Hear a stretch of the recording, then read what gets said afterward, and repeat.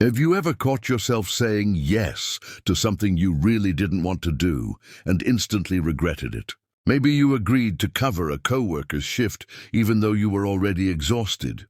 Or maybe you went along with a friend's request even though deep down you knew you needed to set a boundary. If this sounds familiar, you're definitely not alone. The struggle to say no is so common, and it quietly drains our energy, our time, and sometimes even our sense of self. If you can relate, let me know in the comments.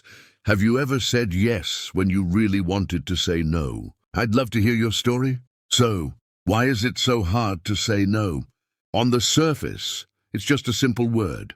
But for so many of us, those two little letters can feel impossibly heavy. We might even practice saying it in our heads, but when someone actually asks for our help or attention, we cave. Today, we're going to dig into the psychology behind this struggle. I'll share 6 powerful research-backed reasons why saying no can feel so tough, even when we know it's the right thing for us. As you listen, see if any of these reasons sound familiar in your own life. The first reason is people-pleasing. This isn't just a personality quirk, it's a pattern that often starts in childhood. For example, if you grew up in a home where love or approval depended on keeping others happy, you might have learned that saying yes was the safest way to avoid conflict. Over time, it becomes automatic, a way to manage anxiety and keep the peace. But while people-pleasing might feel safe in the moment, it often leaves you feeling resentful and disconnected from your true self. The second reason is fear of rejection. Humans are wired for connection. For most of history, being part of a group was essential for survival. Saying no can trigger a deep fear that we'll be excluded or judged. For example, maybe you worry that turning down an invitation will make your friends stop including you. Even if you know logically that's unlikely, your body can react as if it's a real threat. The third reason is guilt. Guilt is powerful. When we say no, we might worry that we're letting someone down or being selfish. For instance, you might feel guilty for not helping a coworker, even when you're already overwhelmed. But healthy boundaries aren't selfish, they're a form of self-respect. If you recognize yourself in any of these patterns, take a breath. Most people struggle with at least one of these barriers. Understanding why you find it hard to say no is the first step toward change.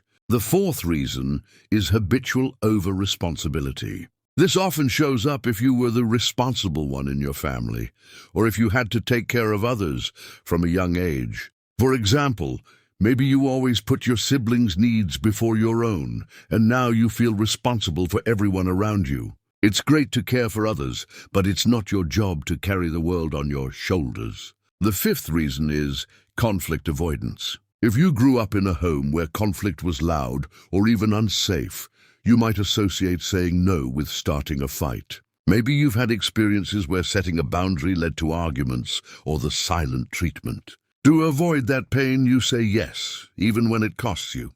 But avoiding conflict in the short term often leads to bigger problems later, like resentment and burnout. The sixth reason is cultural and societal conditioning.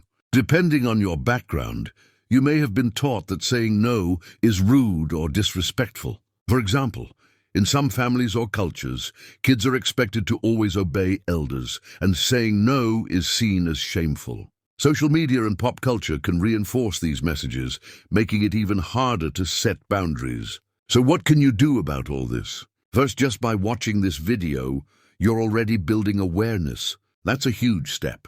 Next, practice self-compassion. Don't judge yourself for struggling with boundaries. If a friend told you they felt guilty for saying no, you'd probably reassure them, right? Offer yourself that same kindness. Now let's talk about some practical strategies.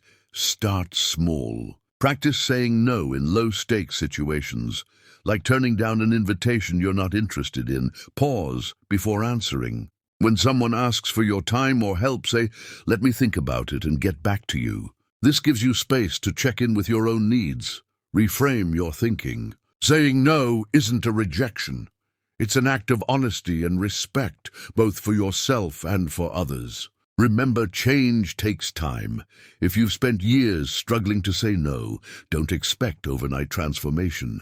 There will be setbacks, and that's okay. What matters is that you keep showing up for yourself, one small step at a time. As we wrap up, think about the 6 reasons we talked about: people-pleasing, fear of rejection, guilt, over-responsibility, conflict avoidance, and cultural conditioning. Which ones show up most in your life? This week, I challenge you to say no to just one small thing and notice how it feels. Share your experience in the comments below. If you found this video helpful, please give it a like, and don't forget to subscribe for more tips on boundaries and self-growth. Thanks for watching, and remember, your needs matter.